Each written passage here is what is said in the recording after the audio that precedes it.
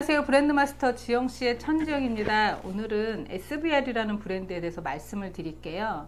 월요일 아침 출근을 좀 빨리 해서 동영상 촬영하려고 하다가 그만 스탠드를 안 가져와 가지고 여러 가지 방법으로 동영상을 세워놓고 했더니 지금 화면이 약간 누워있는 상태입니다.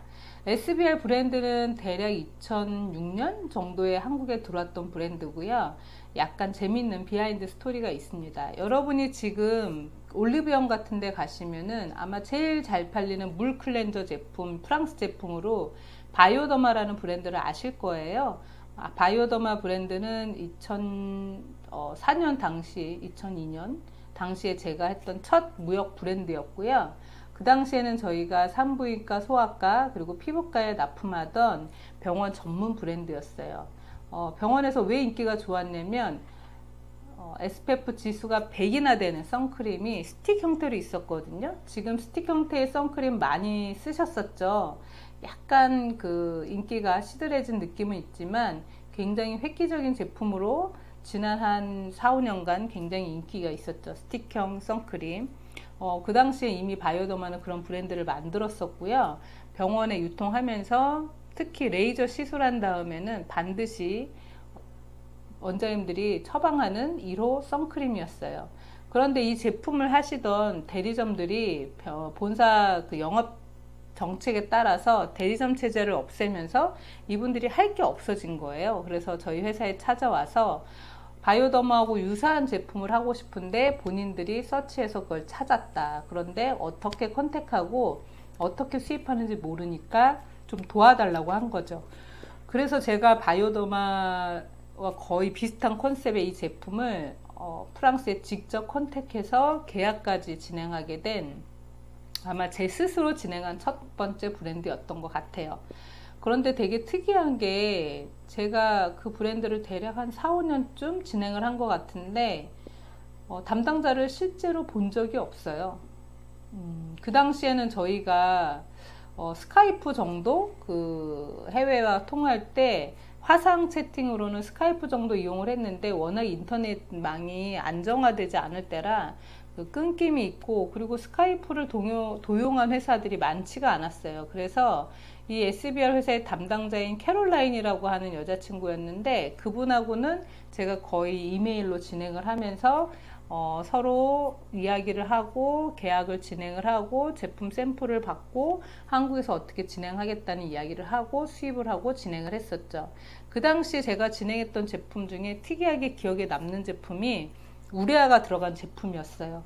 여러분 지금도 우레아라는 성분이 익숙하실지 모르겠는데 굉장히 그 강력한 보습 제품에는 우레아 성분이 꼭 들어 있습니다. 한국은 화장품 법이 계속 개정이 되면서 우레아 성분의 함량을 제한을 해놨어요. 그리고 일정 이상 함량이 넘어가면 약간 그 의약 외품 카테고리로 넘겨놨죠. 그래서 지금은 굉장히 적은 함량의 우레아만 화장품에 사용할 수 있도록 허용이 되어 있고요. 당시에는 그렇게까지 규정이 까다롭지 않았기 때문에 제 기억에 거의 한 10% 정도 이상 되는 우레아 제품까지 수입을 했던 걸로 기억을 합니다. 근데 특이한 점이 또 뭐가 있냐면 이 당시에 이 SVL이라는 브랜드를 하겠다고 오신 분이 네 분의 대표님이셨어요.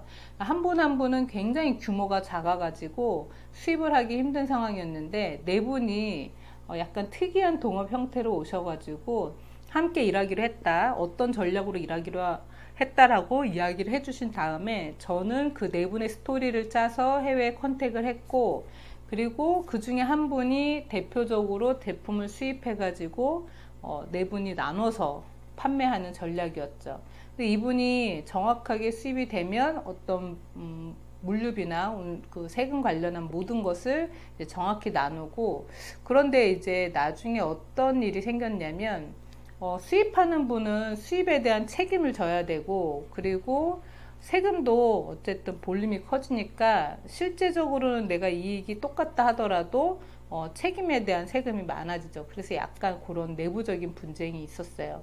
그런데 SBI 브랜드도 계속 거듭해가지고 내부적인 그 회사 자체 내에 변화가 있었고, 한국에서도 이 네 분이 진행을 하다가 각자 자기 브랜드를 만들고 또 각자 회사 규모가 커지면서 SBR은 수입이 약간 끝에 흐지부지 됐던 걸로 기억합니다. 그런데 이번에 스페인에 갔더니 아직도 버젓이 그 약국에서 파마시에서 SBR 판매를 하고 있더라고요. 굉장히 반가웠고요. 제품 브랜드도 훨씬 팬시하게 바뀌었고, SBR은 그 당시에 좀 파격적으로 에이지별, 나이별로 제품을 만든 회사였어요. 굉장히 좋은 시도였죠. 40대, 50대를 위한 시니어 전용 제품을 만들었는데 실패했어요. 왜 그런지 아세요? 저도 이제 50대가 됐지만 나이가 들었다고 해서 나이가 든 사람들이 쓰는 전용 제품을 쓰기를 원하지 않는 거예요. 그래서 사실은 실패를 했죠. 그래서 어느 날부터 에이지별로 나눴던 제품은 사라지고 제품을 리뉴얼하고 리패키지 하면서 굉장히 좀 세련된 제품 포지션으로 바뀌었는데, 여전히 바이오더마에는 필적할 만한 제품은 아닌 거죠. 그냥 메디컬 코스메틱 컨셉으로서는 계속해서 살아남아 있는 브랜드입니다. 그래서 SBR이라는 브랜드가 한국에 잠깐 소개됐다가 사라졌고, 작년쯤에 SBR 브랜드 웹사이트가 열리면서 직접 판매하는 그 제품들이 있었는데, 그 스토리는 제가 디테일하게 모르지만 전 라인이 들어온 것 같지는 않아요. 그래서 일부 라인이 온라인에서 판매되는 걸 봤었고, 지금 현재는 어떻게 진행되는지 잘 모르겠습니다. 그래서 여러분들이 익숙할 수도 있고 전혀 모를 수도 있는 SVR이라는 브랜드에 대해서 오늘 말씀을 드렸습니다. 그럼 또 다른 브랜드로 이야기하러 찾아올게요. 감사합니다. 좋은 하루 되세요.